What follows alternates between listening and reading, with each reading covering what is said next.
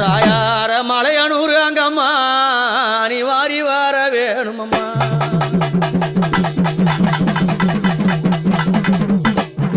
அப்படி மலையனூர் அங்காள பரமேஸ்வரி ஆதிசக்தியான தேவி அங்கமது லிங்கம் போண்டு அரவமாலை பொண்டக்காளி நாடி வந்த மக்களுக்கும் தேடி வந்த மக்களுக்கும் வாழ்வுகளை கொடுத்து நல்வாழ்வை புரிந்து ஆபத்து எந்த ஒரு வேலையிலும் அன்னைய குரல் கொடுத்தா ஆனந்தமா வருவா.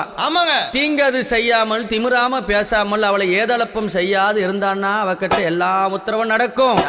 தீங்கது பேசி அவளை எப்படி ஏதளப்பமா பேசினா ஒருத்தரையும் வாழ விட மாட்டா. நம்பியவருக்கு தெய்வம் அங்காளி.